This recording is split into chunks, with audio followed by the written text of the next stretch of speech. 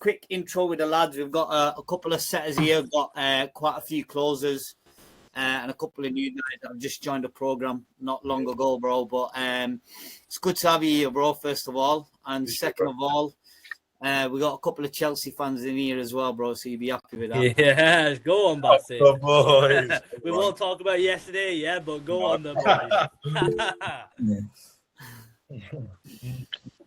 Love it. Yeah, man. So I'll let you dive straight in if you're happy with that, bro. Yeah, for sure. Sounds good. Man. Sounds good. Obviously, I'm in a mentorship group with Baz. That's how I know him. So looking forward to chatting with you boys. I've done enough of these, and I've been on the other end of enough of these as well to know how annoying it can be when someone just comes in and they ramble for like 40 minutes and then you don't really get any value, right? So I know Dylan was on, I think, last week. He's a good mate of mine as well. I want this to kind of be around sales, but also like a lot of mindset, right? Oh, geez, I'm pinned up. Obviously, my kind of like background, I'll get into that, is I grew up in Ireland. So my parents moved over from Nigeria when they were in their 20s. Grew up with 3 siblings. Obviously, being Black, Irish, and Muslim in Ireland is like, it's 3 of the biggest kind of like hate groups, you know what I mean? So obviously made me a very resilient person and kind of like built up my mindset from an early age. Then I got into sports and that kind of helped me as well, you know? And then obviously I saw the online space. You can make 5K one, 10K one, all of this stuff. And I was like, I mean, yeah, I want to make some money, right? So that's kind of how I got into it. Been in the space now maybe about like 60 months. I've generated over $1 million in sales. Probably a bit higher than that now. I have a similar gig to Baz, coaching setters and closers. And I'm currently closing as well on an offer as well and getting into management, right? So that's kind of, I guess, like my background. But what I want to do today, I want to kind of hear from you as well, because I think our community is only as good as the brothers in it, especially everyone here is Muslim, same as me. So I think we're all only as good as each other, right? So before we even kind of get into it, and I'll share my screen, I want people to unmute and feel free to interact during this so that you get the most value. So if everyone can kind of just like go around and say what they're kind of doing at the moment, like close and setting, how long they've been in the space, and we'll kick off from there. Yeah, I'll go around the room. So we'll start with you, Umar Mohammed. Yes. So I've been a setup for the past year and a bit now. Alhamdulillah, been a good road. Making decent. I mean, all right. But I want to progress myself. I want to get into closing, just really grow in that sense. 100%, man. So yeah, learn. I feel like I struggle right now with objection handling and just like sometimes knowing what to say. I feel like I just don't have a clear framework and like, okay, what do I say now in that sense? Yeah. I know what you mean. Yeah, we'll go through some of that later on. Easy. He's been a bit humble. He's probably one of the top earning setters, to be honest. He did 7.5K last month. So he's like, yeah, I did all right. On something like. That's good, bro. Genuinely, as I said, that's top tier. Yeah, that's amazing. Malik, you go next, brother. Not currently. Well, I am, but I'm not.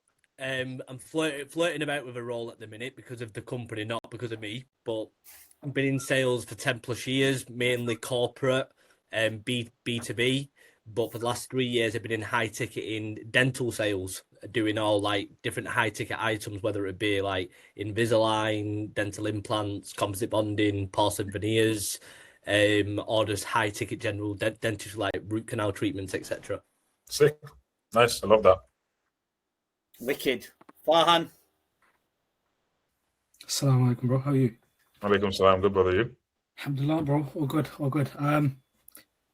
Very short and sweet. I'll try to keep it. I've been in sales, corporate sales for about 10 years now.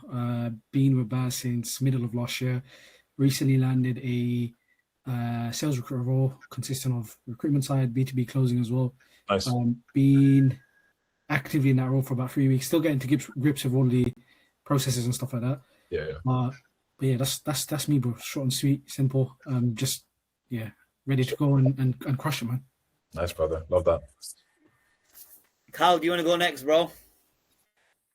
Yeah, no worries. I'll put the camera on. How are we doing? You okay? My name's Kyle. I've been with Baz for about 6 months, 5 months. It's gone quick. I'm closing in the offer that Farhan's on, which is an AI/recruitment business as well as a coaching business. I've been in around about a month. Yeah, previously done coaching, fitness coaching in the past. And yeah, that's me. Nice. Yeah, man. Jake, what about you, bro? Yes, nice to meet you, pal. You all right? Meet you, brother. Nice to meet you. So yeah, I'm Jake. I'm 29. I've been in the high ticket sales for around probably about a year now, something like that.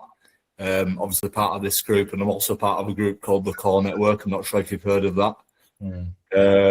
Started off in a cold calling offer, went to an SDR offer, and I'm about to start a dating coaching offer as a closer, which I'm highly looking forward to. But yeah, that's pretty much me. Easy. Nice. Yeah, what he doesn't know is for game, man. Nah, it's not. It's not. I shut him up that day. I nearly came off that role. Minaz, you want to go next, bro? Yeah, man. Assalamu alaikum, Basit. How you doing, bro? Yeah, man. I'm good, thank you. Good one. But yeah, me, I'm typical normal 9 to 5. Been with Baz for a little while now. Inshallah, the plan is to start applying for some closing roles soon. And inshallah, get into the space, yeah. But simple as that. Nice. Amazing. Adel, do you want to go next, bro? Yeah, sure. Nice to meet you, bro. Thank you, man. You too. So yeah, I met Buzz about September time. So it's been like 5-6 months. Started doing appointment setting, worked some low offers. But alhamdulillah, now I'm working in the same offer as Omar. So working in the same place. Nice. But yeah, man, I'm 19 years old, gap year, just trying to do something, yeah. That's good, man. Started early. Come on, man, it's good, man. Yeah, wicked. Habib, do you want to go next, bro? Yeah, assalamu alaikum, Basit. It's nice to meet you. Thank you, man. You too. So I'm 19 years old. Been with Baz for a couple months now. Been a bit on and off because I was abroad, but started properly now, I could say nearly a month. And yeah, just trying to get started properly in sales now. Nice. Trying to get my first proper job. Nice. You got some young hustlers in here. I'd love to see it. Yeah. Well, he's in a role. He's been in his role for the last 2 days. He's still trying to get up to speed with it. So Okay. Nice. a few young guns in here. Yeah, you can say that. Yeah. Harris, do you want to go next, bro? Assalamu alaikum, Basit. How are you? Alaikum salam, man. Thank you. I'm good. You? Yeah, alhamdulillah, bro. I've been in high ticket sales. It's probably my 4th week. I just want to get into a role and just start making some money, bro. Okay, nice. Yeah, wicked. Umar Patel, do you want to go next, bro? Salam, Basit. Nice meeting you. Nice to meet you, man. You can tell he's a big Ronaldo fan, yeah? But this one, that's the thing, the Champions League one where we beat Chelsea in. So, mate, don't rub it in. Let's do that. Yeah, so like Minaz, I'm just doing a normal 9 to 5. I work in a pharmacy and I'm just new to this, still trying to get in. Hopefully just trying to get into DM setting first while I level up my English skills and all that. Then once that's a higher level and I've started off with DM setting and go into closing and stuff like that as well. Okay. Your English is very good, brother. Don't put yourself in a box, all right? 100%. Easy. 100%. And last member, Ashraf.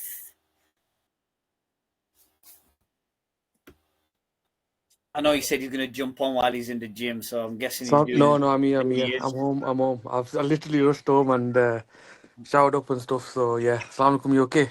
Alaikum salam, man. I'm good, thank you. Yeah, alhamdulillah. I've been here probably I think a week or just short of a week. So yeah, I'm all new to all this. I did a role play with Haris and Ubaid. It's quite good, informative. So I'm looking forward to it, and I think generally just the ethos of the whole group is quite good to see, to be honest. And generally from what I've been doing in the past, mainly 9 to 5, working in IT, it just looks like something exciting to get into, with everyone just talking about doing well, pushing each other. So yeah, looking forward to it. Good. Amazing. I love that. But you're very respectful community. I love that. I've been in a couple of communities, and it's not always like this, so it's good to see. Keep it up. Yeah, obviously good to meet all of you. And what I'm going to do, I'm going to share my screen and kind of go a little bit more into my story, how I got into sales, the way I kind of think about sales, and the way I approach calls. And hopefully, I want to transfer like some of that belief to some of you as well. And kind of just like my main focus from this call is that you take away a different perspective that you bring with you into the rest of your journey. Okay. And I truly believe that if you take this in and you start just allowing yourself to view it differently, sky's the limit for every single one of you boys. Okay. So let me share my screen and we'll kick this off. And if anyone has any questions any way through, just raise your hand or whatever. I don't know if I'll be able to see your faces when I'm on the screen, but if you raise your hand on mute, feel free to jump in. All right. Easy. So what I'm going to go through first and foremost is these are the only beliefs, right? Only beliefs that you need to make people close, and how you can actually instill them through a conversation to be able to get towards the close. Okay. So I'm going to propose a question to you because, like I said, I want this to be interactive. So why do you feel, I know some of you are on the same offers, so why do you feel like some salespeople close 60% of their deals and others struggle at 20%? Same leads, same price, same offer, same market. What do you think it is?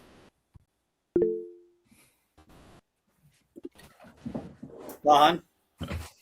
I feel like it's the understanding of sales. Some people try and systemize it too much, whereas I feel like it's just simple as just share as much value as you can. The more value you share, the more higher your close rate can be. But yeah, I feel like people systemize it too much, and I feel like it's just not enough value shared. 100%. I like that. I like that. Let's get three more, and we'll get the ball rolling. Let's get three more. The mindset. Mindset. Nice. Love that. I know it's a vague statement, but mindset is in really understanding the limiting beliefs, really understanding the identity, bridging the gap, being able to see where they're currently at, where they want to be, being that guy who can bridge it, and then giving them no real reason or making them feel stupid coming off the call, not taking the deal. Top man. Umar? I say probably like persuading them into like wanting to like get it, and like being confident enough to persuade them, so it's like they make them think that they need it, not that you're selling it to them. Yeah, 100%. Amazing answers. I think we're all able to understand the same process and come at it from different angles, right? And that's the exact same thing with sales, because what works for me, what works for Baz, you might have to tailor it to your own way of thinking, because we all think differently, right? And the way I view it is it comes down to beliefs. And more importantly, it comes down to your self-image, right? I don't know if any of you have ever read the book or listened to it, Psycho-Cybernetics, but it literally speaks about we are all operating from a self-image. And that's, people call it identity, perspective, perception. We're all operating from a self-image that governs what we do, right? If you're someone that thinks 10K comes easy, sky's the limit. Why wouldn't we? 6K is a bad month. If you're someone that thinks sales is really hard, you're going to find a way to make that reality come true as well, okay? So if you go into every call and you're like, this lead wants to close. He needs to close. I need to help him close. I'm going to help him close. Guess what you're going to do? You're going to find a way, somehow, some way, right? You're just naturally going to have the right conviction, tonality, certainty, and therefore he's going to close, okay? And what that looks like for me, I had to first change my own self-image. So this is when I first got into sales. I was probably in a similar position to some of you. Right here, I finished college. I was 2 months in, and I was working 9 to 5. And I will never forget this. I just started with a mentor who was, at the time, he was making like about 10K, but he was one of my boys from home when he got me into sales, right? I was working a customer service job, 8 hours a day, sat at my desk, calling people up on the toll. I don't know if none of you are from Ireland, but the M4 toll. I was telling them, have you paid your €2 toll tag? That was my day for 8 hours. And I was collecting what, like 1.7K a month, happy out, thinking I have money now. Do you know what I mean? One day, I was on the phone with my mentor while I was also working my job. So I was trying to balance both of them. And I asked her to go to the bathroom. And she gave out to me because I came back after 5 minutes instead of after 3 minutes. And he was like, is that how they speak to you? And in that moment, I was like, what do you mean, man? She gave out to me, I wasn't at my desk. He was like, bro, what is wrong with you? You're letting someone else in your own house that you pay rent, your own electricity, tell you how to live your life. And I don't know what it was, But that was the catalyst for me, and just clicked. And I was like, no other man should have the ability to tell me how I am going to determine my destiny, right? And in that moment, I made a choice of the self-image that I wanted. Fast forward, I got into setting here. Fast forward here, 2 months later, I was still doing athletics. That's kind of my background, track and field. I competed for Ireland. I did it for 12 years. And here, my self-image started clashing because first I was a 9-to-5er. Then I was still like an athlete, trying to be a salesperson. And there were different self-images, right? They didn't really go hand in hand. Then I started having maybe self-doubts. Is this even worth it? Does sales really work? What if I don't make this amount? What if I don't make that amount? But I kept going, right? Fast forward here, I actually went to Umrah with my dad. He told me, Basit, you're going on this new chapter. You're stepping into new lease of life. I think it'd be good for you. I was like, I don't know. But I went, right? Kept an open mind. I went. And I think this was probably one of the biggest catalysts for me in like my sales journey. He was like, pray. Whatever your heart desires, pray. And it'll come through. And then since then, things have just been clicking. And then I got into closing 3 months after setting, like after getting my first offer. So I started training in October, got my first offer in December. I got into closing in like end of February, March time. Then obviously I started taking more calls, right? But the reason I'm saying this is the only difference between all of these three, I was still called Basit Oyebanji, but my self-image started to shift, right? And that's why I want all of you to start thinking, how can I shift my self-image into the person I want to be? When I'm on a call with a prospect, how can I shift them into a buyer, the person that would want to buy this product? That's your only job, right? If you do that well enough, they'll pay you, and more importantly, they'll thank you, okay? That's the first thing. Everyone still with me? Everyone still here? Yeah? Easy. Yes, sir. Easy. So yes, belief. First thing I had to do was shift my self-image. Second thing I had to do was shift my belief. Because I got into closing, boys. I was like, this is amazing. 10%. Oh my days. I can make my 9-to-5 salary in like 4 or 5 calls. This is fantastic, right? What happened? Boom, self-sabotage. Because my self-image was still somewhat shifted and was still somewhat not in line. Because even though I was now starting to make more money and I was seeing the money that could be earned, I was on a real estate offer, it was a 6.8K ticket. When I joined, they were doing 35K.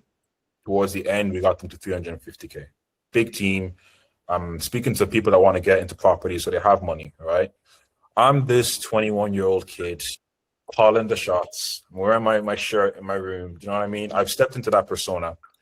But my belief was still kind of on the short term. So when it came to spending thousands, when it came to doing all the little things, I was still kind of lagging behind, okay? So I was asking people to pay 7K, but I didn't know what it felt like to pay 7K at the time. So there was a lack of congruency, right? My mentor then told me, in order to be able to sell to a buyer, you have to also be a buyer. In order to understand how it feels to be a prospect, you have to be a prospect. All of you have obviously taken the first step, which is investing into Baz, but also more importantly, into yourself, right? And that's the most important thing you can continuously do, not just sales. That means showing up in the gym. That means sticking to your word.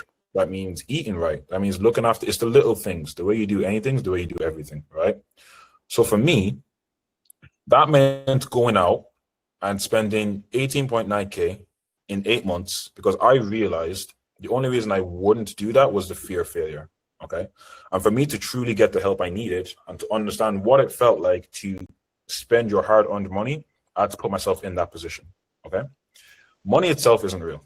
Like it's man-made, all right? Money is a fictional thing. What is real is the energy and the state that money puts you in, okay? The way you act with €1 is the way you act with 10,000, right? It's just up here. Me doing this put me in a state in which I was able to then go on and make my first 60K in my first 8 months and start collecting deals. I felt congruent. I understood what it felt like to spend money, so therefore money wanted to come to me also, okay?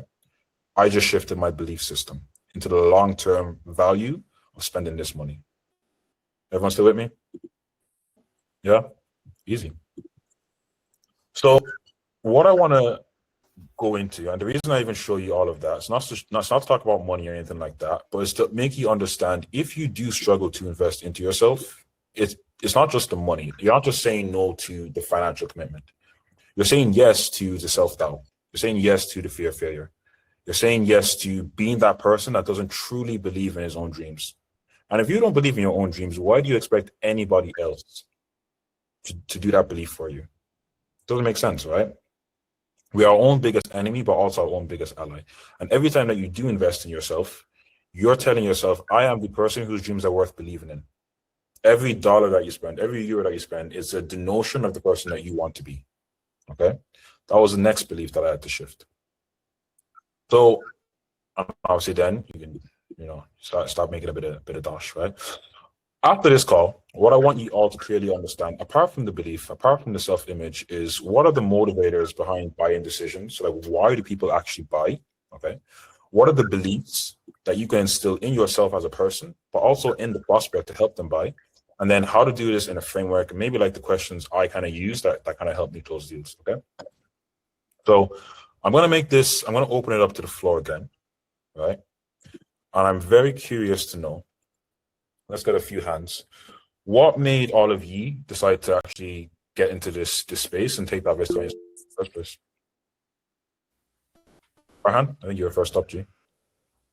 I would say it was money in the beginning, but it sort of shifted as my belief has changed a little bit. So nice. My reason why I first put more than anything, and it's just a value-based world. I feel like I've aligned with my purpose. So I feel like aligned with my purpose, chasing my purpose, everything just makes sense if that makes sense. That's my motivators anyway. Sick, bro. I love that, man. Kyle, what's happening, G? Change and transformation. Transformation. Transform myself. I think that's why anyone buys is because they want to transform. They want to be able to go from A to B. Yeah. And B is a lot better than A. 100%. Yeah, 100%. I'm going to guess your name isn't Pure Reynolds, but talk to me, bro. What's happening? Yeah, sorry. The reason why I obviously signed up is purely because all the jobs that I've been doing up until, last week, whatever, it's just to kind of buy back time and be able to do things out of my own choice. So like for me, prayer is quite important for myself, reading in Jamaat. So, wherever you work, if you're doing a 9 to 5, it's not always that it can be possible to do something like that. So with the way obviously how Baz lined it up to me, work around your own kind of schedule, that for me looks promising. And obviously you've got the money aspect as well, to be financially free and one day be able to provide that. I think that in itself is a big reason to push you to do something like this. Amazing, man. Nice. Right. Umar and Jake, and then we'll jump back in. Go for it, Umar. For me, I'd say, because the thing is, where I work, I'm loving it. Like the community and everything, it's like one massive family. Always looking out for each other. The company as well, it's always like bending its own back for us. Yeah, but what I want to do is I want to tell my parents, and I know that it's not going to be as much as I enjoy it. It's not going to work. Because there's a feeling of like how much I could earn. It's almost like I'll be capped. I know what I want to earn. I won't be able to earn more than that. Yeah. So that's why I thought I need to do more things. I was thinking of getting a part-time job in like a restaurant or something as well, like on the weekends and stuff. I thought that part-time job would only bring a bit of money. Yeah. Whereas with this, if you're bringing in money, it might be slow in the short term, but in the long term, it'll be more and more. And eventually I could even just ditch off my normal 9 to 5 once I'm bossing in this. Sick, bro. Sick. That's quality. Jake? Oh yeah, I'm next. Sorry. I've in a bit of a phase then, just like thinking about this. So my reason was basically I'm surrounded by a family who are completely captivated in these like really limiting beliefs. And when I say limiting beliefs, I mean like they think nothing above average is actually possible.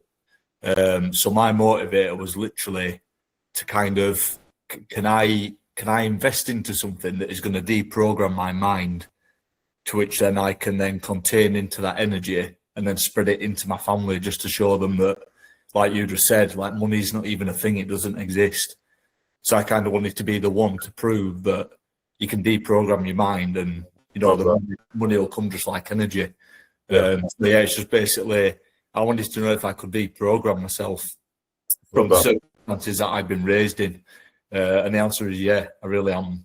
I'm there now, so that's good. That's savage. I love that, man. Thank you. Good. That's good. Thank you all for sharing, boys. It's very good to see. It's very good to hear everyone's whys, and obviously they're so contrasting, right? It's the exact same with prospects. They've all came for a different reason, and the more that you can understand their reason and showcase how your offer is the bridge that helps them get to their goal. Now, every time they even think about an objection, it's not you they're saying no to, it's their own goals. And it's a lot harder to fight your own identity than to fight the commitment. Like, you can't outrun your own self-image, your own identity, your own operating system, right? Which is why it's very important to be very clear on, firstly, who you are, who you want to be, and how you can get there, okay? The reason I asked all of you this, bar just to be able to hear, is because a lot of us, right, set goals like this. And this is the way most of us think as humans. It's also the way prospects think. This is us going through life. Most of us only see like our perception. All you see of life is your perception. Or all you know of life is your perception, your perspective, right? Because the same way we're all here now, and our biggest problem is maybe we're in a 9-to-5 and we want to make money and this and that. There's someone out there who just wants safety, who just wants survival, who wants to be in a first world country. There's someone in a Lamborghini who feels like they're not making enough because they don't have a private jet. There's someone on a bicycle that thinks they don't have enough because they're not in a car. It's just our perspective, right? And we always want more. It's a natural human thing, right? We always want to get to the cheese. We're always chasing. And it's fine. It can work as a motivation. It can work as a motivator. The problem is, sometimes when we don't get here, we feel like we haven't done enough. I only made 4K this month. Goal was 10. I fell short. I'm a failure. Not knowing a year ago you could have prayed to be in that position to make 4, right? Always perspective. And like prospects, this is what a lot of people forget. This is the reality that we're facing, all right? This is us. We're not that big in the grand scheme. Everyone has their own life. All 8 billion of us, we all have our own life. And everyone wants this life. Most people forget this, the massive cat that is chasing them every single moment, whether you like it or not, whether you're sleeping, whether you're awake, right? And what this is, it's different for a lot of people.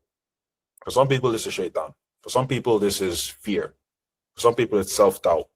For some people, like you mentioned, Jake, it might be limiting beliefs that you're surrounded by, right? For some people, it's settling, not being able to be the man that provides for his future family, having to go back to a life that they don't like, having to be in the 9-to-5 knowing they're meant for more. This is a much shaitan is yeah. Thank you for clarifying that, bro. This is a much stronger motivator a lot of the time than this, because the human mind, it's wired for 3 things: to chase comfort, avoid discomfort, be selfish in our own pursuit. Which is why so many people end up caught in fear. And fear is such a strong emotion that doesn't matter if they like your offer and they want to buy. If they're operating from fear, it's very hard to get them to want to walk this tightrope. I think we had a hand raised, did we? Oh, yeah. Malik, what's happening, bro? Yeah, I just wanted to ask, this reminds me of like the way that you're explaining it. Have you ever watched the motivational speaker, Eric Thomas? I don't think I have, no. No. I'll give you a task as well, Basit, yeah? After this, watch the Lion and Gazelle, Eric Thomas. It's exactly the same. Like, the lion and the gazelle are where we are there. But for 2 completely different reasons, they need to get to the same end goal. The gazelle's running away from the lion because it doesn't want to be eaten. The lion is chasing the gazelle because it needs to eat. So they both got the same. They both got a why as to why they need to move towards the cheese, but 2 completely different things. So he's a good motivational speaker. Sorry, it just reminded me of it when you were like going through that. Then it just popped into my head. So I thought, whilst it's in my head, I'll give you something to watch. It's a great analogy. I might rob that on my next call. But yeah, no. As well as all of us obviously go through it in life, we need to help prospects understand it, right? And I reviewed one of my calls with my guys yesterday. It was someone who was overweight, weighed 185 kg, has 2 kids, and he was telling me all his goals, right? He's been comparing himself to some people on social media. He's been overweight for the last 5 years, X, Y, and Z, but he wants to be a bodybuilder. I could have let him fantasize about that, but I knew with him, I had to show him this. I had to show him what life looks like being overweight. I had to show him what life looks like not having the confidence, not being able to take off his top, not being able to be healthy and be there for his kids, right? Because otherwise, he's going to stay here, right? He needs that to jump, okay? And more importantly than that, self-image, motivators, the way we view ourselves, our belief systems, we need to do all of this on a call, not just one of you. We need to do all of this, okay? And then I started like thinking back through patterns, because closing is just patterns, recognizing patterns, and putting the fires out before they come in, okay? And these are the kind of like phases of a call that I will take someone through so that I can showcase all of this to them. Because sales is never about us, it's always about them. I can showcase all of this to them to instill the belief of the buyer, instill the identity of the person I want them to be, so that towards the end of the call, they don't give me objections. Or if I do get objections, it's just maybe like logistics and things that we've already went through, so I can just challenge them to be that person again, okay? I'll just start off pretty normal, like what are you hoping as a result of the call today? The reason I do this is just to get a motive, all right? My first ever sales manager, he told me, if there's no motive, same as like true crime. I don't know if any of you watch like any of the horror stuff or murder mysteries, but if there's no motive, there's no motivation. If there's no motivation, there's no urgency. If there's no urgency, there's no incentive. If there's no incentive, there's no goal. If there's no goal, why would you move, right? Why would you decide to take action? So the clearer we can make this for ourselves and for a prospect, it sets up your entire call, okay? And this will happen in the first 30 seconds. In terms of beliefs, this is the biggest one. It's the first one I always go for. The solution exists, all right? When I was in college, and my dad's an entrepreneur, right? I always knew this was the life I wanted, to be able to travel, to be able to speak to other people that are like-minded on a similar path, to be able to make money online and to have my freedom, right? But I didn't know what the solution would be. I knew there were solutions.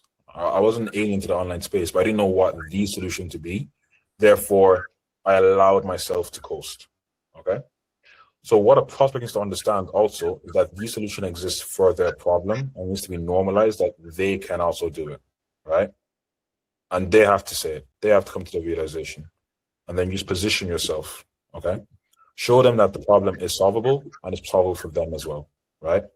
You do this through skilled questioning so that they say it with their own mouth.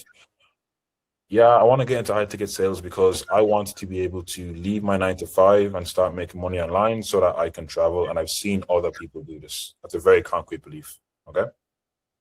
Second one is it'll work for them. We can't let them get stuck in fear, right? Once again, you can't outrun your self-image. People can think your offer is amazing. They can see all the testimonials.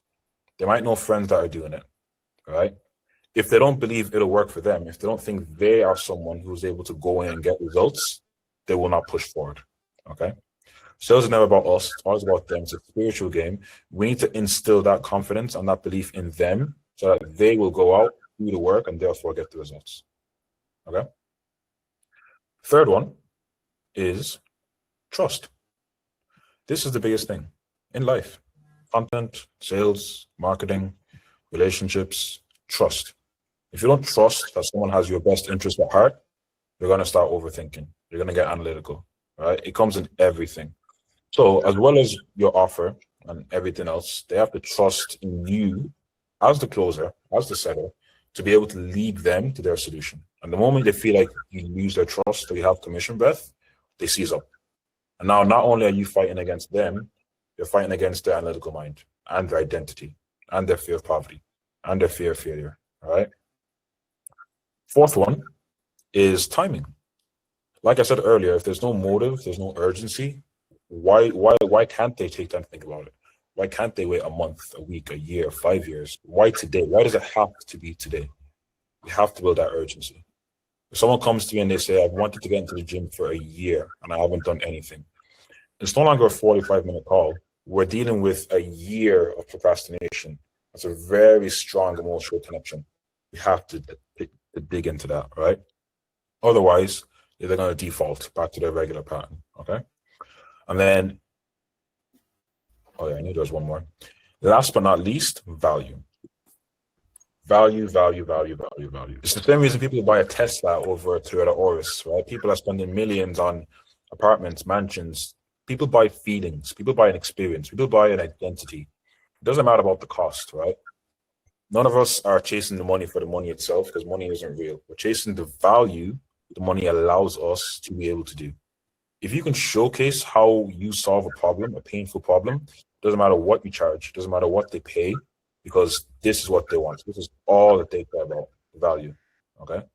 So you can get lost and we do this. We have this testimonial. We give you this amount of calls. People care about getting to their goal and the value that they're getting for what they're exchanging. And I went through a little bit there. Does anyone have any questions on that? Hi, what's happening, G? Yeah, appreciate it, man. I have been getting a lot of due diligence objection. I'm just wondering how you handle it. Now, due diligence, yeah. So obviously, once it started happening, it would always be at the end of the call. But I've learned to spot it quite early on in terms of, okay, so when you open the call, what's the most important reason you're here, or what's the number one reason you've showed up to the call today? And they'll drop it instantly, like, yeah, I'm just doing due diligence. I'm just having a look. I'm shopping around for information, X, Y, and Z. Or essentially, after I've dropped price, gone through the price, the structure. Obviously, before I dropped the price, I said, you genuinely believe that this program can get you where you want to be. Everything I've showed you. Obviously, right. If they're saying no, I'm not going to get into the prices and stuff. Right. Unless they proper pester me for price, then I'll explain the packages that we've got. Right. But when the main one that I've had over the last, let's say, 3 weeks is definitely due diligence. So I'm just wondering how your mindset is around that objection, how you'd handle it in general, 100%. and just your insight. 100%. When they ask you that, what do you normally do? When they say, "Oh, I want to do my due diligence," well, normally I put it in perspective. It's like, look, I genuinely don't believe you get on this call if you hadn't already done your due diligence, right? You will have spent time looking into them. You wouldn't come on and waste an hour of your time if you hadn't already done your due diligence and know that this is a solution for you. So what's the deeper meaning behind it? Nice. And then usually they'll come in with, well, like the company hasn't been around long. They'll try and externalize on the company, but I get the vibe and I get the sense it's uncertainty in themselves, right? So for me, I try and uncover the uncertainty, but I think sometimes I just struggle with how to navigate that one. Yeah, 100%. So the way I view it, right, and I didn't really go on this, but this falls under belief number 4, which is timing, right? And this belief will shift depending on the buyer, right? If you remember up here, okay, there's 2 sides to the coin. For some people, it's the cat. For some people, it's the cheese. So depending on the buyer type, I'll lean more towards one or the other. If it's someone that's telling me due diligence, like the first thing I'm doing on a closing call, I'm mapping like a client avatar. What type of buyer are they? Are they analytical? Are they emotional? Are they logical? And what's really motivating them? When someone says due diligence, that's a smokescreen. Or jumps onto a call without some sort of intention. Okay. So I can either tackle it head on. I can do some like mindset coaching to I'll be like, okay, cool. Like, what is it you're hoping this due diligence and all this information will allow you to do? I'm assuming you're not just a koala taking all of this in, just stuffing in the pouch, right? They'll give you a reason, okay? Once I have that, once I know this, my whole call is just, I'm putting this in. What is the biggest reason why this cannot wait any longer? What is the main motivator that is telling you you have to do this today? What is the sole reason why we don't want to push this off? We don't want to put more time between us and our goals. And I need them to say it to me. I've wasted enough time. I know what it's cost. What has it cost you though? Like let's break it down genuinely. It's been a year in which you want to make 5K. How much could we have made in that time? 60K. Okay. How do you handle someone who comes on who plays the card that they've got loads of options? There's low urgency. Not that bothered. I'm just here to but I'm good at. They'll come on some of these closers because it's recruitment for closers. They'll come on like, listen, mate, I've got loads of offers already. I've got this. I've got that. The urgency is not real. I'm just checking it out. I'm chill. There's no real urgency. That's another thing I struggle with as well. But I appreciate what you just said. That's massive. Yeah, for sure. I push them away. Push pull. I will always push them away because if you're operating from your highest self and you're that closer, that's making 10, 20K, your calendar is booked up what is one lead to me? Am I going to beg him? No. I'd be like, okay, cool, man. You seem to have it all figured out. I'm pretty glad to hear. Why are we even here? Why are we even speaking? You don't need any help, right? We just end the call here. Because he has an ego. And that's the mask, just a facade. Yeah, I'm all good. I have this offer. If everything was going brilliant, he wouldn't be on this call, right? Someone making 100K doesn't ask someone making 5K for help, do they? Right? I'll just push him away until we crack that ego. If he's still going guard up, then I'll go a bit more aggressive. I'll force him to talk. I'll force him to give me the real pain. And then normally once they give you the pain, they'll open up completely. And then it'll all come out. They're probably the ones that are most emotional, but they've just built up such a guard around it to protect themselves. So yeah. Did that kind of answer your questions, bro? Massively, bro. I could ask you 1,000 questions, but yeah, no, I appreciate that, mate. Thank you. Good, easy.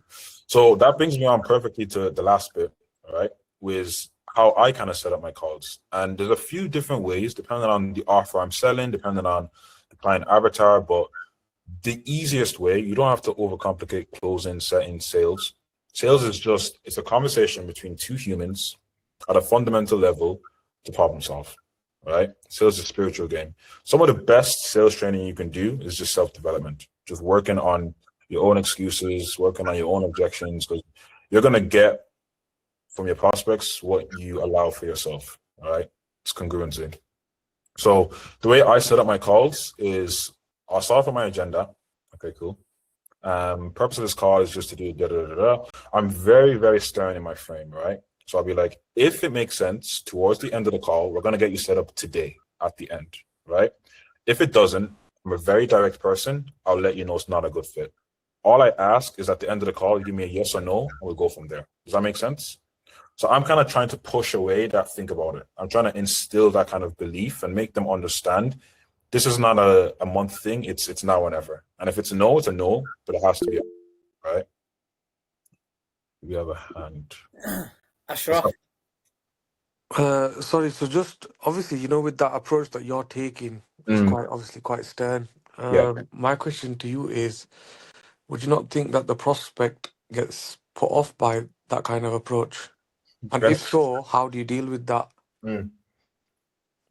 Depends who they are, but I'm very direct when I'm closing because we won't know it's a sales call, essentially, right? I'm not here to be your best friend. Yeah. I'm not here to hold your hand. I'm not here to tell you everything's going great, right? If I do go with that approach, I'm actually doing you a disservice because I'm not holding you to the highest standard, right? I'm allowing your BS. I'm allowing your excuses.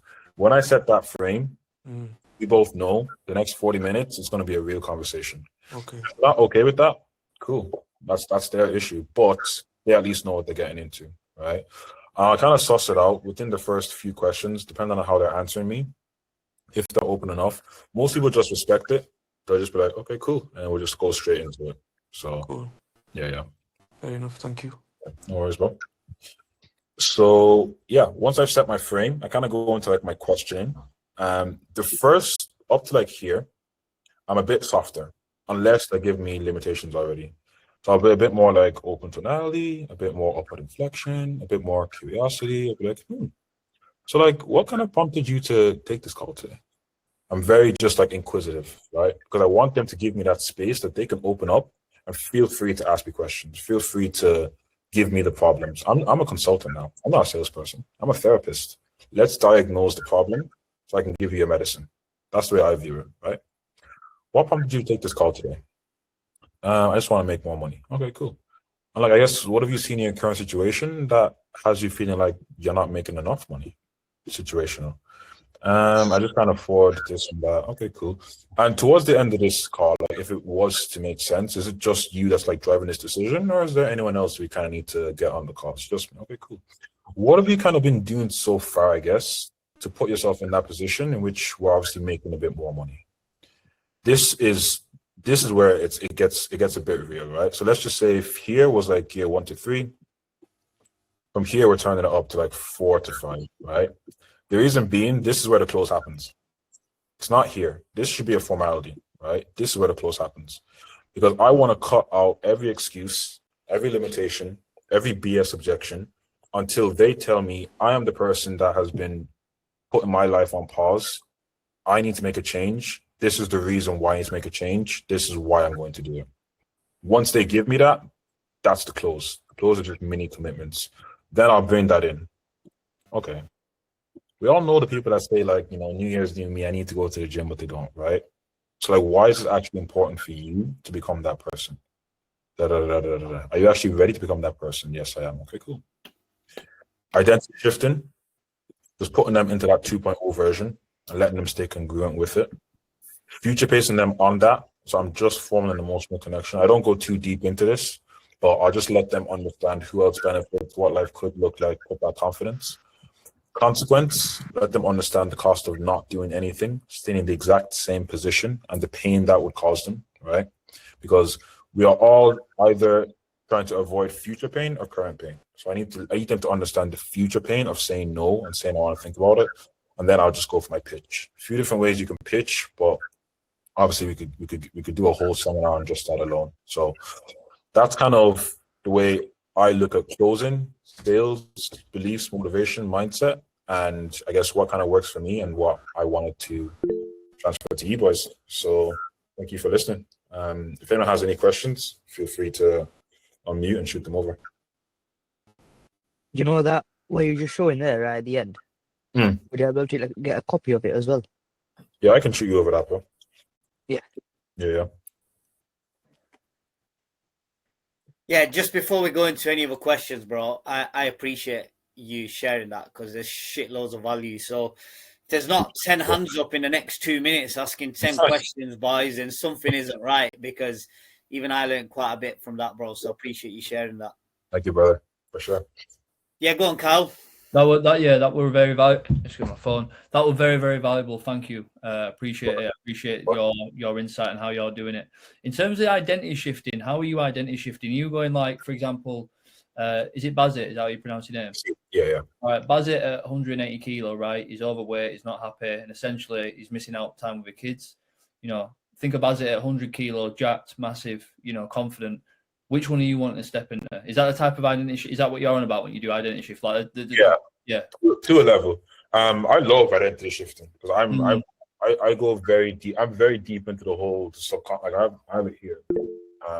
Power of the subconscious. I read this regularly on like auto suggestion, self-programming, and like really tricking your mind into like operating from the highest self.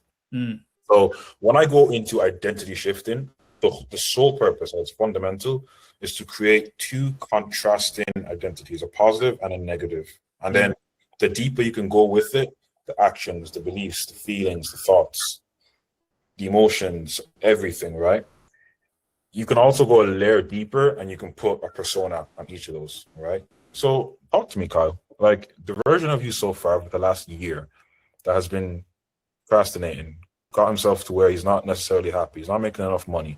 Let's put a name on him. What would you call him? Procrastinating beta. Procrastinating beta. And like, let's flip the script, man. The version of you that you know you could be. He's making 10K a month, happy, confident, great body. What would you call him? I'm going to call him Confident Kyle. Confident Kyle. If Confident Kyle was here, sat here today, and he was staring at you, what do you think the one thing he would be screaming at you to do would be? Take action immediately. Yeah. Why would he say that, though? Because he's a Jack Savage and he's a good-looking, handsome man. He knows He what he wants. I like Confident Kyle, man. Yeah. Do you want to beat him? Absolutely. Yeah. Why though? Why? Because I'm sick of being a little pussy who don't dare fucking take action. Yeah. And I want to change. The other version that we mentioned, I forget his name. What was his name again? Procrastinating beta. Procrastinating beta. I hate that guy, man. What do you think he would kind of tell you? He'd say, stay where you are, carry on being a little bitch. Right. And just stay miserable. And what's the biggest reason why we're done listening to him? Because it's costing me too much money, too much time, too much peace, and the relationship with my kids that I truly want. So can I challenge you? Are you like genuinely ready to step into that 2.0 version of Confident Kyle? Absolutely. Let's do it, man. Affirm, credit card, debit card, Klarna. That's how I do it, pretty much. Yeah. Just creating the gap, widen it, and then boom. Yeah, I'm a little bit annoyed at myself, right? I do these 15-minute demo calls when they click less than 2,000. So what actually happens is they get an automatic link that puts us on a calendar for 15 minutes instead of the full hour. Just because sometimes you'll get, like young kids coming on and they have no money. So essentially it's like a qualifying call, right? Anyway, I had this guy on today from California, 45-year-old, about 43-year-old. And essentially what happened was his wife has taken away his kids and is moving away, right? He's working a sales role and he wants to get into remote AI closing. Okay. And I'm thinking of it now. Obviously, I've got 15 minutes to essentially just do a bit of soft discovery, then straight into the pitch just to showcase what we do. And it's his choice whether to do a second in-depth call, right? That's essentially what the 15-minute call is about. And I kind of did it where at the end of it, we showcase a price. We're very transparent of what it is, and it's essentially like if you really want it, booking for the real calls sort of thing. And I remember one distinctive point of this call. I said to him, like, in terms of finances, can you put, essentially the package is 4K. Can you put the 4K in, or does it align with you? And he went, not really. Probably in about 4 months. So I said to him, like, but in 4 months' time, your wife's going to take away your kids. You're not going to be able to see them. Like, are you really willing to settle for that? And he wouldn't give me clear, specific answers. He was being very vague and blanket in his answers and kind of being a bit egotistical. I'm just wondering how you'd have gone. I know I could have done a lot better. I could probably share that call if you wanted to, but yeah, it was just one of them. It was just, I'm a bit annoyed now because it's like, what I would say, I think 15 minutes is, it's tough, man. Like 15 minutes is like, I'm just finishing discovery, depending on the offer, right? So the problem there, if you only have 15 minutes, you really need to build up so much trust and authority that he's either not comfortable saying no to you, and then you're just going to objections, or you've just gotten so much tie down, so much commitment, you're just pulling out the objections, right? 15 minutes. I mean, all you could do really is just go for really strong commitment and like a soft pitch, or just trying to like just do a full discovery and then maybe just pitching the actual call so you have enough time for them not to run. But yeah, that's all I could say from an outsider in. No, I appreciate that. Thank you, bro. For sure. Pure Minerals, this is sending me every time, brother. I'm gonna have to start calling by your name. Sorry, bro. What's your actual name? Ashraf, tell him what you do. What's Pure Minerals? Tell him. Yeah, so obviously I sell supplements on TikTok, on Snapchat. I got my own website. So that's why you're seeing the Pure Minerals when you're putting my hand up. But yeah, my name's Ashraf. Nice. My question to you, Basit, is obviously I'm a week-in. What advice are you giving me, being a week-in, to try and obviously push myself and get myself, fast forward into like your shoes or Baz's shoes, or the guys who are smashing it? What I would say, two things. One, enjoy the journey, bro. Right? The journey is the film, genuinely. And the second thing, this might not be the answer you want to hear. This will be the easiest it gets. Okay? Not from a point of view of sales is hard, because sales, it's not easy, but it's simple. Okay? This will be the easiest it gets, because as you start to level up, the goalpost shifts and your goals shifts and your ambitions shifts, and you're going to want more and more and more, right? Right now, you have what's called uninformed optimism, in the sense that, like Kyle said, you haven't had a call in which there's someone you really could help, but he's in his own objection. You haven't had that. You know what I mean? So your subconscious can still be very much programmed on what way do you want sales to be, right? To give you tangible advice and to not go into all that stuff, role play as often as possible. Fail as fast as possible. Even if you think you're taking risks and it's scary and you're failing, fail twice as hard, right? Listen to Baz. He's obviously a very knowledgeable person and he knows what he's doing. Speak to the other community members, like be around this environment and this energy of people that think like you. Be so delusional. Like, don't let your bubble create any doubt, okay? And just jump into opportunities. Like, just never limit yourself. There's so much possibility, genuinely, so much possibility. But yeah, just fail faster. That's what I'd say. Nice. Yeah, Farhan, what's happening, brother? Oh, good, bro. Good. I don't know how to frame this question. I want to ask about in a way that it's not as similar as I've asked before, but some of the boys can relate, others might not. But basically, part of the reason why I feel like I've landed my role is I had a very big internal identity shift, in the sense of I decided one day I'm going to wake up and put all the negative stuff behind me, and from now on it's just tunnel vision. I'm just going to keep going no matter what comes my way. But in return from feeling that, I've started feeling this internal feeling which is very hard to describe. This drive that's very hard to describe. And I always try and share it with the boys on a day-to-day basis. Or every other day, I'll send a voice note saying, I don't know how to describe it, but this feeling, I want you boys to feel it, and it's a drive. So it's a big sense of motivation, but I don't know how to word it. That's okay. I feel connected with value, knowing that money will come in the future, obviously, inshallah. But I want that feeling to be felt by the boys. I'm sure you felt it at some point when you realize, I need to become this person, had the transformation, and then internally those feelings came about as well. Jake can probably relate, Kyle can relate, others might be able to relate, but it's very hard to vocalize it. But I want people to understand like how to train yourself to shift that mind. Yeah, exactly. Realize it's possible and know that you can actually go and do it. Right. Nice. I like this guy. His questions to help everyone else. That's a good brother right there. I like this guy. What I would say is okay. One of the first things that really helped me in sales was understanding Maslow's hierarchy of needs. And this helped me understand prospect types, right? What you need to understand is everyone's at a different stage of life. Okay. A lot of people, when they're in the 9 to 5, they're still kind of stuck here they're just trying to get by. They're living paycheck to paycheck. It's safety, survival. I need food. I have to wait till this month to take care of this. Okay. It's not that they don't want to be up here, but people can only meet you at their level of consciousness, right? Every time that you read a book, you're only reading your subconscious, because all that you can interpret is your understanding of it at the level that you're at, okay? So sometimes, unfortunately, our friends, our families, they might wish the best for us, but at that moment, them wishing the best for us is us not taking a risk, because that's what they perceive as safety, right? Whereas everyone here, they obviously understand it a bit more. And now you're moving up the hierarchy. You're starting to go towards self-actualization. You're going towards esteem. You're going towards becoming that person, okay? It's a very small triangle for a reason, because it's harder to get, but it's a lot more rewarding, right? The way you become that is every single day you have to start reprogramming the person you want to be, and you have to basically just override your internal operating system, right? What I do, and what really helps me, is audiobooks. Listen to people like Napoleon Hill, listen to people like Neo Knowledge. If any of you know him on YouTube, he's amazing. Journaling. When you journal, you move your thoughts from the emotional part to the thinking part, right? Your subconscious already knows the answers, so you put it in a state of logical thinking. Help me solve this, because it already knows the answer.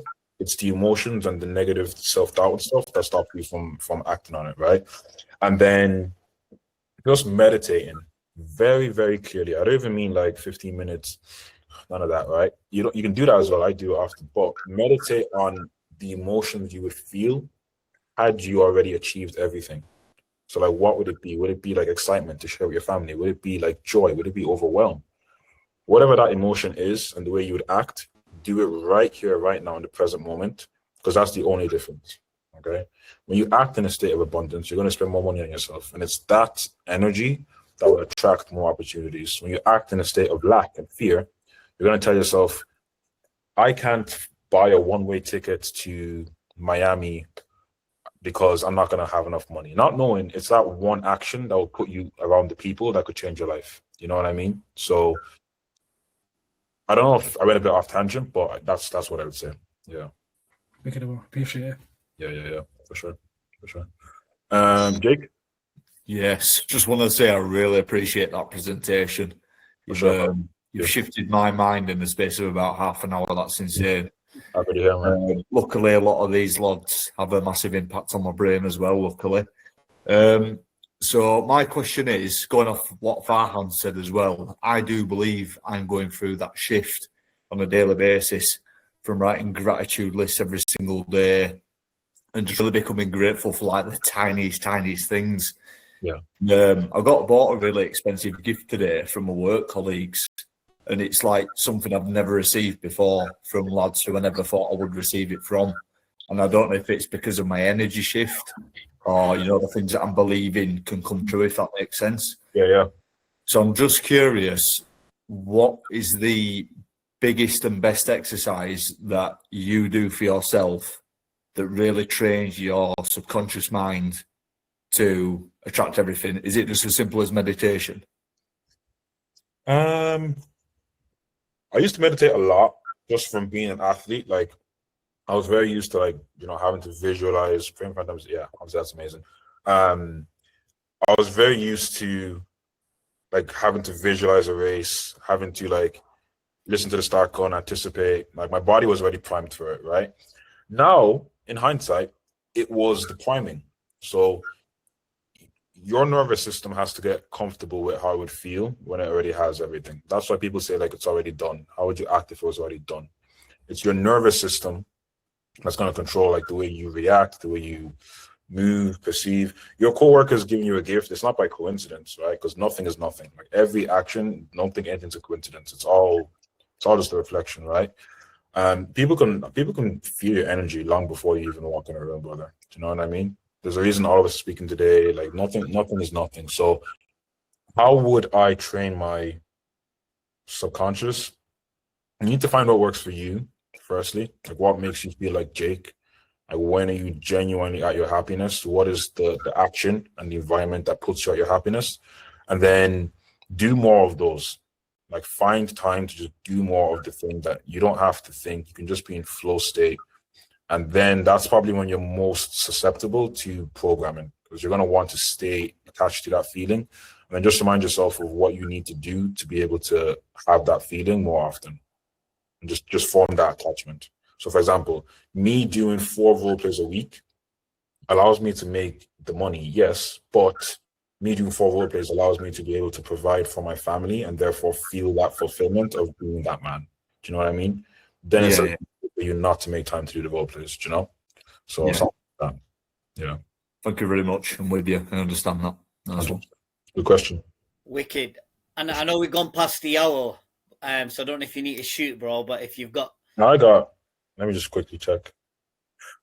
Days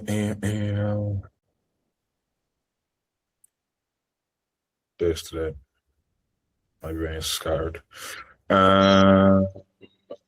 Today's Wednesday. No, I got like another 10, 15. People have any more questions? I got a question, and I've been very, very excited to ask you this question, actually. I've been thinking about it for 2 weeks. I thought I'm going to ask him and ask in front of all the lads. Yeah. So my question is, which we haven't really spoke about, but obviously, and I don't think you spent too much time talking about it, but we know obviously you come from an athletic background. You're in great shape. Obviously, as closers, and when these boys are spending plenty hours in the space, because obviously their first couple of offers, they're going to have to be they're going to be in roles where they're going to take 8 to 10 calls a day. Obviously, 2 years down the line, maybe they only need to take 4 calls a day and still make double the amount of money. Yeah. But, you know what I mean? You're sitting a lot. You're not getting enough steps in. We've got a lot of brothers here that like to train, love their fitness. How have you actually managed and balanced your sort of fitness life and keeping on top of your food and getting the steps in and moving around and doing the things that you needed to do, knowing that you're sat at your desk for a good 8 to 10 hours a day, doing other things? How are you actually managing it and actually making sure that you're keeping your fitness in check as well? Because obviously that plays a massive difference into your energy in the calls as well. Yeah, amazing question. I really love that. And the reason I actually like that is because I suffered from that so heavily at the start of my journey athletics in the online space, when I had that clash of being an athlete and stuff like that. And then I got a load of injuries that kept me out of the sport because I didn't know how to manage it, right? Since then, I've been grateful to work with a few like health coaches. And even now, I just started working with someone who's going to help me like naturally boost my testosterone and just make me more aware of it. Like, you being a better human translates into all areas, including sales, right? So what really helps me now, like, we literally moved in across from the gym, right? Just so we have no excuses of like, oh, I don't have time, right? Being in the gym, you're stressing your body, which is working your mind, which is making you sharper on calls. Eating better, you're fueling the right things. Sleeping, you're letting your body go through that whole state, be susceptible to programming, right? Changes I've made now is one, I have a whoop. I wear this like religiously. I chalk it all. I make time for what helps me. I have a state checklist. I don't know if Dylan would have went through that with you, but like I'm priming my identity. So reminding myself, beginning of the day, this is who I am. This is the vision. This is how the day is going to go.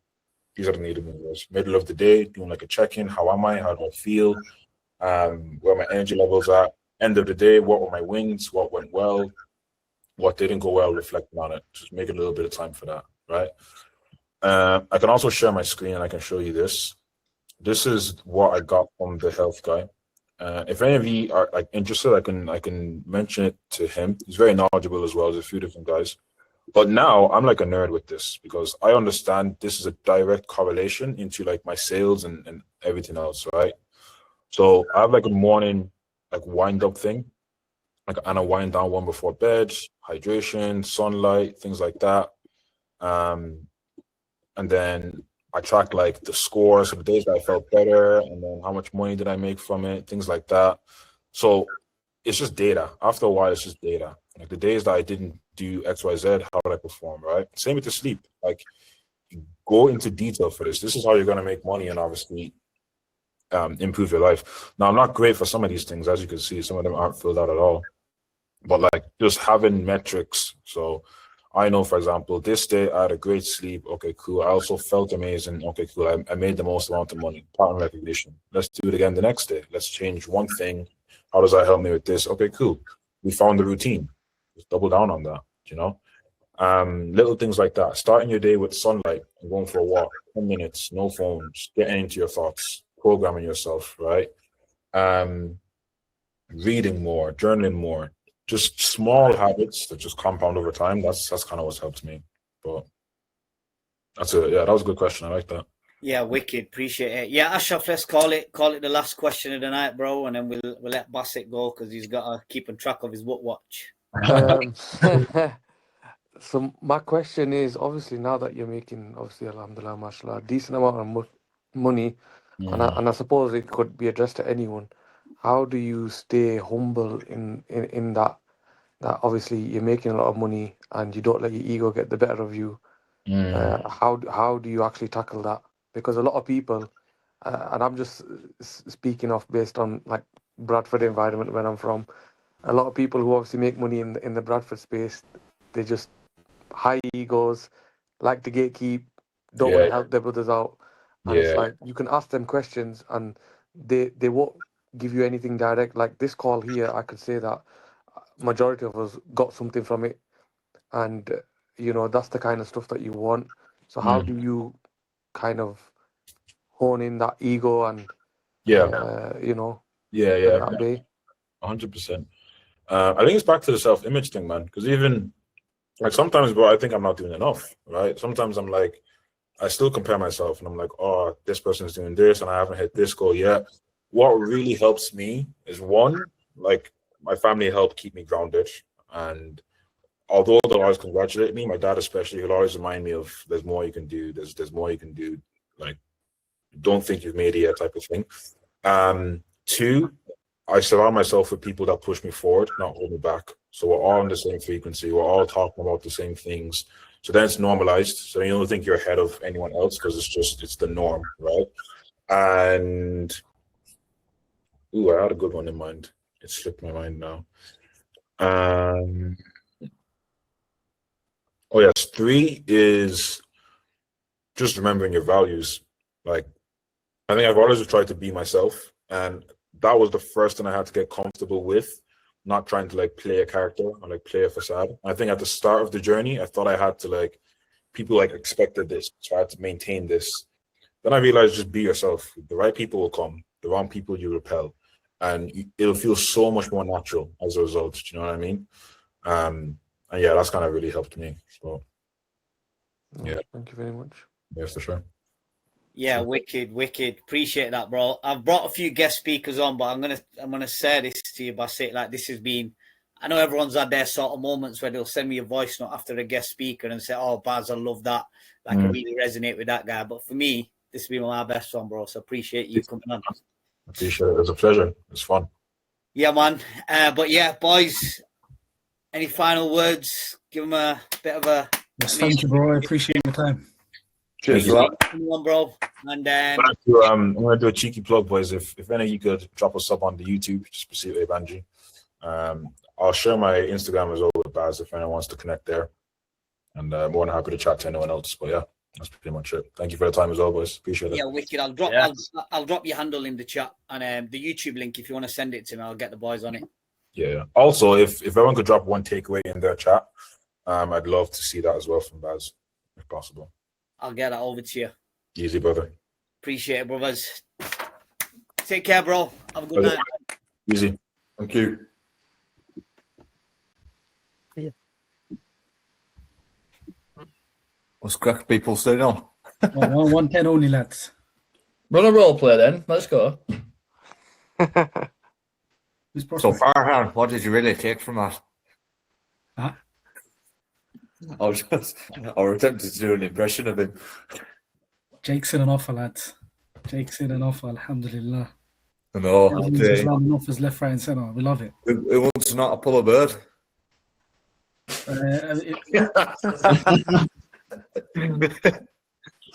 Do you know what? I watched one of the calls the other day, you know, from the offer that I'm going into, and this guy from America needed help because he was in love with a prostitute. Obviously, this offer I'm going into, there's going to be some good stuff, but it's also absolutely, completely insane. Bro, you're gonna have some stories to tell. Oh man, yeah. Some like. How are you gonna objection handle that one then? On the scale of 1 to 10, how tight is this prostitute? Shut up, man. No.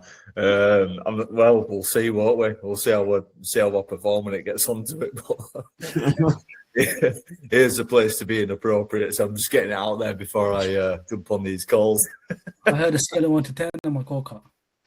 Missed it. What's that?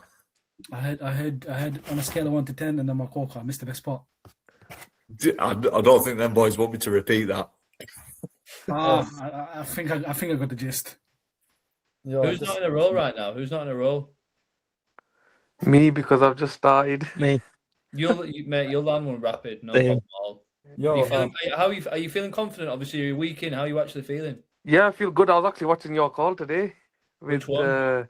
the woman who's got a vending machine thing that she's want to get into, and the property business I think she's on. Vending machine. Yeah, she mentioned something about vending machine. I think that was. That's a beard, bro. He's on the vending machine offer. Oh, no? I did watch one of yours though. Definitely. Right. Okay. Did you take value from it? Yeah. You were very stirred with the person, so it was good to see because obviously it's very easily. I suppose you can start smiling from whatever they say. So I was with Haris the other day doing role play, and I started smiling. And obviously, like, you know, when you get to it, you need to obviously try and not smile when you're doing the role play because you don't want that to carry out in an actual call.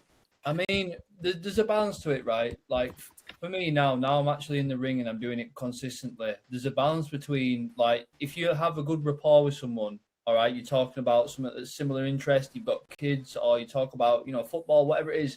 It's good to have, you know, humor and smile, but there's also times when people will try and come on with a big ego, and that my weakness, as you've already seen, I showed my biggest weakness today is like I can get my back up quite easily and get a bit emotional in terms of not taking shit off people, but it can actually cost me deals instead of actually getting more of line. So I need to be more aware of being able to handle my emotions. That call that I dropped in the chat, he actually answered the call as he was getting out of bed and going into the bathroom.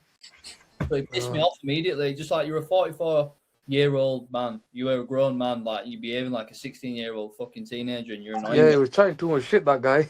Yeah, and I mean, bro, like my intuition, my soul, the voice of God told me to hang up the phone 20 minutes before, and I didn't, and I allowed the thought of earning money to stop me from sticking to my standards. So I allowed it to go on, and then obviously he got to end the call and he messed me around. But I should have known better to be able to, you know, not think of the short-term money and actually think of the standards as well.